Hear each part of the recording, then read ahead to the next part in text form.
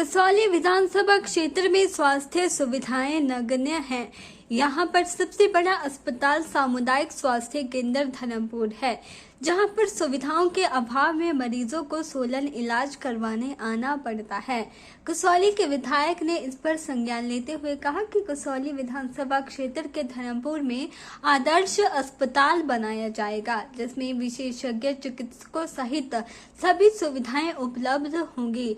इसके अलावा उन्होंने स्वास्थ्य के क्षेत्र में जो अधिकारी सही से अपने कर्तव्य निर्वहन न कर जनता को परेशान कर रहे हैं, उन्हें सही से कार्य करने की सलाह दी है।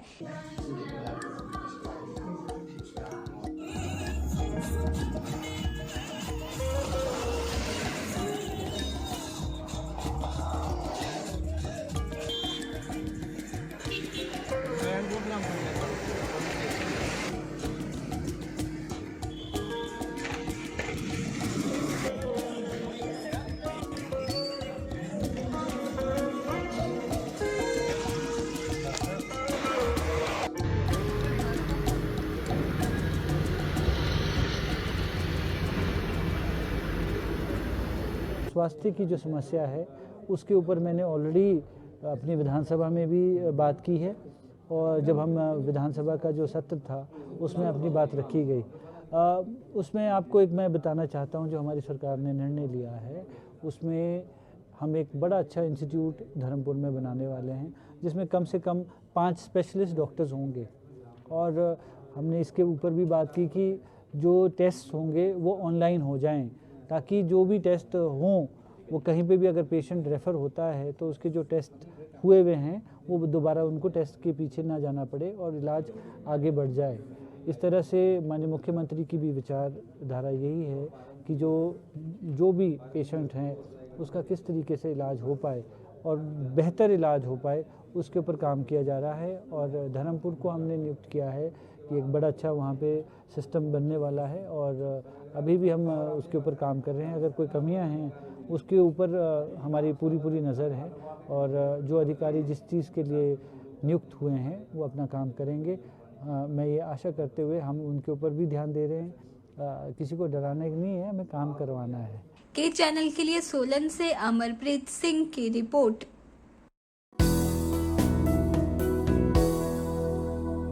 नगर निगम शिमला में 24 वार्डों में जीत के बाद आज सुखविंदर सरकार में उद्योग मंत्री हर्षवर्धन चौहान, शिक्षा मंत्री रोहित ठाकुर व शिमला के विधायक हरीश जनालथा ने एक संयुक्त कॉन्फ्रेंस कर शिमला की जनता का आभार जताने के साथ ही विपक्ष के आरोपों पर पलटवार किया है। उद्योग मंत्री हर्षवर्धन चौहान ने कहा कि कांग्रेस की यह तीसरी जीत है। उन्होंने कहा कि बीजेपी हार को पचा नहीं पाई है। वहीं विपक्ष के सरकार द्वारा चुनावों को प्रभावित करने के आरोप पर उन्होंने कहा कि डीए की किश्त बीजेपी की देनदारी थी। शिमला में ही नहीं पूरे प्रदेश में कर्मचारी हैं। उन्होंने कहा कि मोदी वर्सेस सुखविंदर सुक्खू यह चुनाव भाजपा ने बनाया, जिसका परिणाम सभी ने देख लिया है। लोगों ने सरकार के काम व सीएम सुक्खू की ईमानदारी व फैसलों पर मुहर लगाई है। बीजेपी की प्रदेश लीडरशिप फेल हुई है। लगातार हिमाचल प्रदेश में तीसरी जीत है। पहली मंडी उपचुनाव, लोकसभा चुनाव और 3 विधानसभा में कांग्रेस पार्टी ने 4-0 से जीत हासिल की थी। उसके बाद हिमाचल प्रदेश के विधानसभा के चुनाव हुए, जिसमें कांग्रेस पार्टी को स्पष्ट बहुमत हिमाचल प्रदेश की जनता ने दिया है। और इस पौने 5 महीने के कार्यकाल के बाद जो ये हमारी पहला एग्ज़ाम था, हमारा जो पहला चुनाव था, जिसमें सरकार की लोकप्रियता, सरकार की कार्यप्रणाली और लीडरशिप के प्रति एक्सेप्टेबिलिटी का हमारा जो है वो टेस्ट था। मैं मुख्यमंत्री की तरफ से, पूरी कांग्रेस पार्टी की तरफ से, कांग्रेस नेतृत्व की तरफ से नगर निगम शिमला की जनता का आभार व्यक्त करूंगा कि इन्होंने कांग्रेस पार्टी की नीतियों में, कांग्रेस पार्टी के कार्यक्रम में और कांग्रेस पार्टी के नेतृत्व में, विशेषकर सुखविंदर सिंह सुक्खू जी के नेतृत्व में जो है वो कांग्रेस पार्टी को जो जनादेश दिया है, हम दिल की गहराइयों से उनका आभार व्यक्त करते हैं। इनाम निकला और नगर निगम शिमला के चुनाव बहुत लंबे अरसे से हर 5 साल बाद होते रहे हैं, मगर इतना बड़ा जनादेश कभी भी, चाहे कांग्रेस की सरकारें रही, चाहे भारतीय जनता पार्टी की सरकारें रही, इतना बड़ा जनादेश जो है नगर निगम शिमला के लोगों ने कभी भी किसी भी पार्टी को नहीं दिया है। और उन्होंने कहा है कि ये ऑर्गेनिक जीत नहीं है। वहीं हिमाचल सरकार में शिक्षा मंत्री रोहित ठाकुर ने कहा कि शिमला में लोगों ने कांग्रेस के काम को सराहा है। बीजेपी दहाई का आंकड़ा भी नहीं छू पाई। पीएम मोदी को भी चुनाव प्रचार में शामिल किया, बावजूद करारी हार हुई। बीजेपी अध्यक्ष ने पदभार संभालने के साथ ही हार स्वीकार कर ली थी। उन्होंने कहा कि जीत की हैट्रिक के बाद 2024 के चुनावों में जीत का चौका लगाया जाएगा। सर्वप्रथम मैं शिमला म्यूनिसिपल कॉर्पोरेशन की प्रभु जनता जनार्दन का बहुत बहुत धन्यवाद और आभार व्यक्त करता हूं। कांग्रेस पार्टी के सभी कार्यकर्ता जिनके परिश्रम और संघर्ष से ऐतिहासिक जीत कांग्रेस पार्टी को हासिल हुई। जैसे चौहान साहब ने कहा, आज तक के हिमाचल के इतिहास में चाहे कोई भी रूलिंग पार्टी रही हो, चाहे कांग्रेस की बात है, बीजेपी की बात है, कभी भी इतनी सीटें 24 सीटें नहीं आई है। और एक तरह से जो पिछले 5 महीनों में हमारी सरकार, सुखविंदर सिंह सुक्खू जी की सरकार ने जो जनहित के निर्णय लिए, जो हर वर्ग को राहत देने का एक मैं समझता हूँ कवायद प्रारंभ की थी, उसका ही परिणाम है कि जो ये मैं समझता हूँ कांग्रेस पार्टी को बहुत अच्छी जीत हासिल हुई है। और इसके विपरीत Bharatiya Janata party double digit तक में नहीं आ पाई। जहाँ तक शिमला शहर की बात आती है, अधिकतर यहाँ से भारतीय जनता पार्टी के विधायक रहे हैं और इस मर्तबा यहाँ से हमारे हरी जनाटा जी 15 वर्षों के बाद यहाँ के विधायक के चुनाव के दौरान सफल हुए थे। कॉरपोरेशन भी पिछले 10 वर्षों से कांग्रेस पार्टी का ना मेयर था ना डिप्टी मेयर था। तो एक तरह से मैं समझता हूँ कि पिछले कई दशकों का जो एक इतिहास इस चुनाव के माध्यम से बना है। यहाँ पर बात आई हमारे प्रतिपक्ष के नेता जयराम ठाकुर जी की। उन्होंने जहाँ मैं समझता हूँ सहर्ष जो जनता जनार्दन का निर्णय होता है, जनादेश होता है, वह स्वीकार करना चाहिए।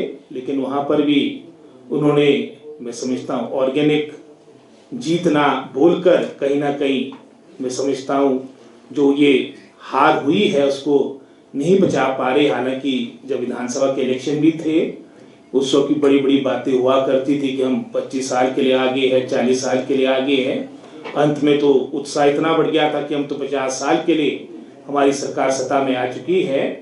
लेकिन किस तरह से मिशन रिपीट डिफीट में तब्दील हुआ वो आपके सामने है।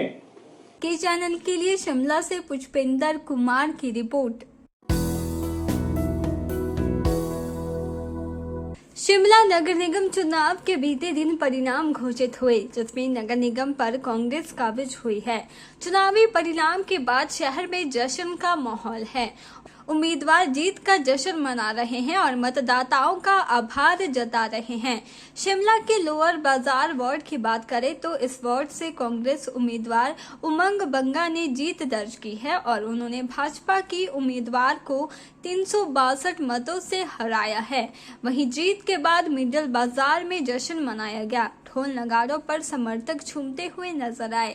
इसके अलावा उन्होंने घर घर जाकर मतदाताओं का आभार जताया।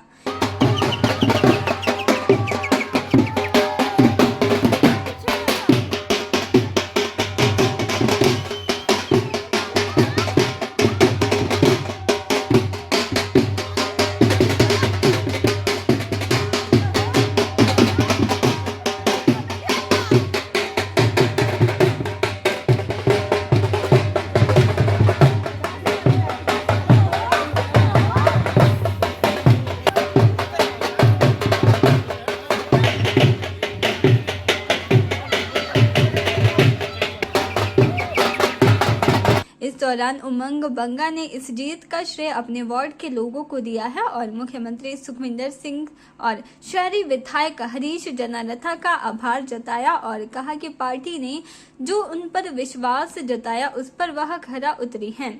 उन्होंने कहा कि इससे पहले इस वार्ड में कांग्रेस के ही पार्षद इंद्रजीत थे और उन्होंने काफी विकास कार्य किए हैं और वार्ड की जनता की कोरोना काल में काफी सेवा की थी और अब दोबारा लोगों की सेवा का मौका मिला है और वार्ड में विकास कार्यों को और गति देने का काम किया जाएगा। देखिए, सबसे पहले तो मैं थैंकफुल हूँ हमारे माननीय मुख्यमंत्री जो हैं सुखविंदर सिंह सुक्खू जी का। सेकेंडली जो हमारे विधायक हैं हरीश जनारथा जी और हमारी प्रदेश अध्यक्षा जो हैं रानी प्रतिभा सिंह जी, इन्होंने मुझे ये मौका दिया। एक तो इनके लिए बहुत बड़ा मैं थैंकफुल हूँ। और एक मेरे जो हमारे वार्ड के पार्षद पूर्व पार्षद विधायक इंद्रजीत सिंह जी, उन्होंने जो कार्य किए थे उसकी बदौलत ये है कि लोगों ने मुझे अप्रिशिएट किया और एक चांस हमें एक और बार दिया है कि हम एक और बार सेवा कर सकें। Last but not the least जो कार्यकर्ता हैं, जो सारी हमारी टीम थी जिन्होंने दिन रात मेहनत की है, वो सबसे बड़ा श्रेय तो उन्हीं को जाता है।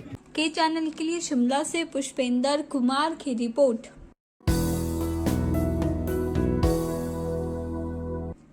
चंडीगढ़ मनाली नेशनल हाईवे पर मंडी से पंडोह तक का सफर अब जानलेवा हो चुका है।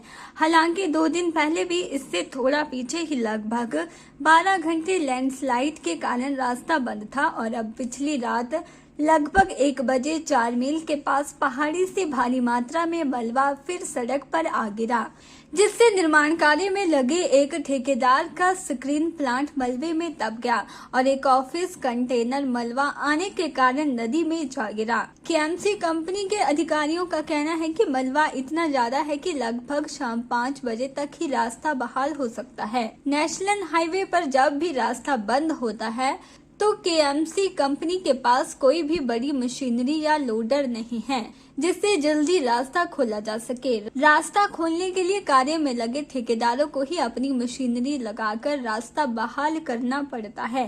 मौके पर अभी रास्ता बहाल करने के लिए ठेकेदारों द्वारा मशीनरी लगा दी गई है।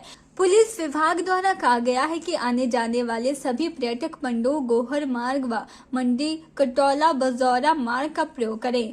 इन वैकल्पिक रास्तों पर भी गाड़ियों का भारी जाम लग रहा है, जिससे पर्यटकों को भारी परेशानी का सामना करना पड़ रहा है। लैंडस्लाइड आज आधी रात को करीब 1 बजे लैंडस्लाइड हुआ है, तो तुरंत इसकी सूचना जो है संबंधित कर्मचारियों और ठेकेदारों को भी दे दी गई थी और करीब 3 बजे इस पे काम शुरू हो गया था मलबा हटाने का। लेकिन जैसा ये कंपनी वाले और दूसरे लोग और पुलिस वाले जो काफ़ी समय से यहाँ पे हैं, उनका कहना है कि इस क्षेत्र में जो काम लगा है 4 लेन का हिल कटिंग का, तो ये अभी तक का सबसे बड़ा लैंडस्लाइड है। ये पहाड़ जो है, पहाड़ का काफ़ी हिस्सा दर्द के नीचे आ गया है। करीब 50 मीटर रोड जो है वो बंद हो गया और बहुत सारा पहाड़ खिसका है और रोड के साथ साथ दरिया में भी मलबा जो है वो पहुंच गया है काफ़ी, तो इसको हटाने में काफ़ी वक्त लगेगा।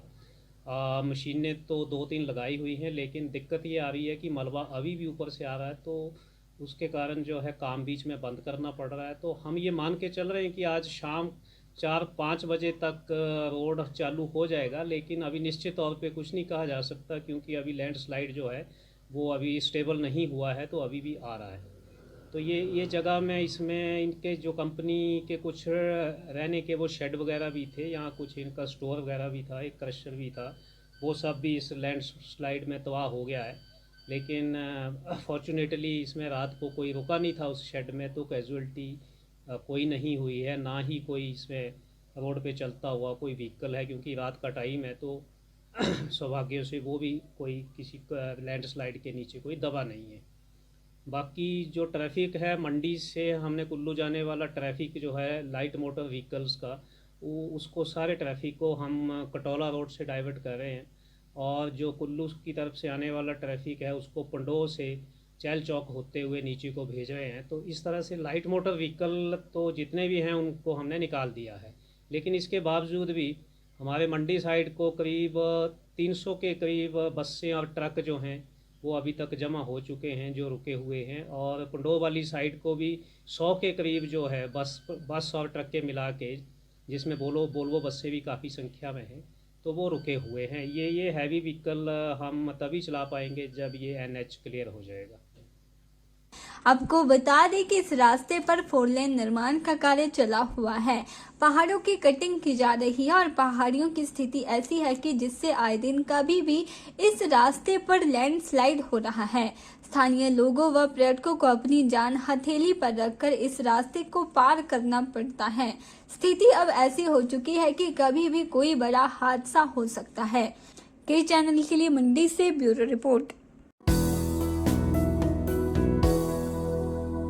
शिमला में महात्मा बुद्ध की 2567वीं जयंती धूमधाम से मनाई गई। इस आयोजन में सभी धर्मों के अनुयायी एक साथ शामिल हुए।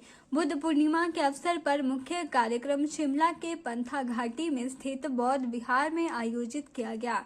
कार्यक्रम भारत तिब्बत मैत्री संघ व शिमला और किन्नौर लाहौल स्पीति बौद्ध सेवा संघ द्वारा करवाया गया। इस मौके पर कई कार्यक्रम आयोजित किए गए। इस मौके पर बौद्ध भिक्षुओं ने विशेष पूजा अर्चना की व भगवान बुद्ध के उपदेशों का स्मरण किया। धर्म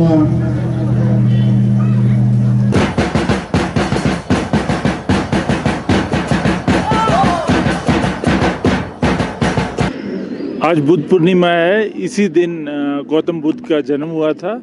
इसी दिन उनका जन्म लुम्बिनी में हुआ था और इसी दिन उन्हें मोक्ष प्राप्ति हुई थी बोध गया में, बिहार में।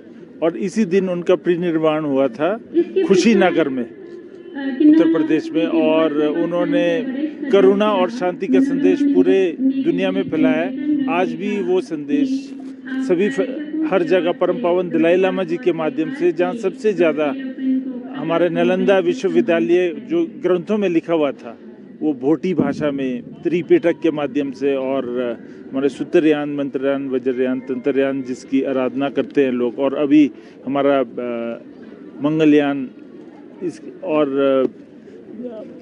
जितने भी हमारे जैसे शिष्य थे उनके शारीपुत्र थे या महामंगलयान थे, उनके माध्यम से। और पूरा आप सबको मालूम है कि पूरी दुनिया के अंदर चीन में कंधार से लेके अफगानिस्तान में आज पूरे विश्व में परम पावन दलाई लामा की वजह से फैला हुआ है और हर जगह बौद्ध जयंती मनाती है। खास तौर से हमारे हिमालय क्षेत्र में जैसे किन्नौर है, लाहौल स्पीति, अब आज लाहौल में त्रिलोकीनाथ जी में मनाया जा रहा है और पूरा प्रशासन वहाँ पहुँचा हुआ है त्रिलोकीनाथ जी में, और बौद्ध जयंती बड़े हर्षोल्लास से मनाई जा रही है। इसी तरह से स्पीति में अलग अलग बौद्ध मठों में आज जताबो मठ है या हमारा की मठ है और अन्य मठ है, वहाँ पे मनाया जा रहा है।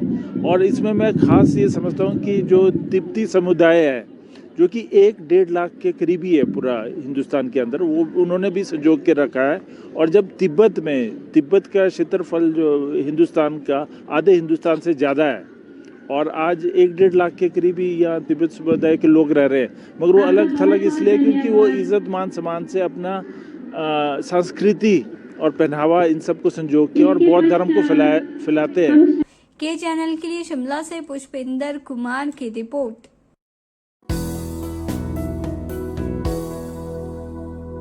कांग्रेस के राष्ट्रीय प्रवक्ता कुलदीप राठौर ने कहा है कि नगर निगम शिमला में कांग्रेस की जीत ऐतिहासिक है। राठौर बोले कि जब वह अध्यक्ष थे तब पहली बार ऐसा हुआ कि दिल्ली में और प्रदेश में बीजेपी की सरकार होने के बावजूद कांग्रेस ने 4 सीटें जीती। पूरे देश में संदेश गया कि भारतीय जनता पार्टी को हराया जा सकता है। उन्होंने कहा कि नगर निगम शिमला की जनता बीजेपी शासन व प्रशासन से परेशान थी, जिसके बाद इस तरह के परिणाम देखने को मिले हैं। यह सिलसिला आगे भी जारी रहेगा। वहीं राठौर ने कहा कि वह सेब बहुल क्षेत्र का प्रतिनिधित्व करते हैं। विधानसभा में भी बागवानों की समस्याओं को सरकार के समक्ष उठाते रहे हैं। प्रदेश सरकार ने सेब को किलो के हिसाब से खरीदने का फैसला लिया है, लेकिन बागवानों की और भी कई समस्याएं हैं। वहीं उन्होंने कहा कि विदेशों से सेब आयात होने के कारण प्रदेश में सेब के दाम घट जाते हैं।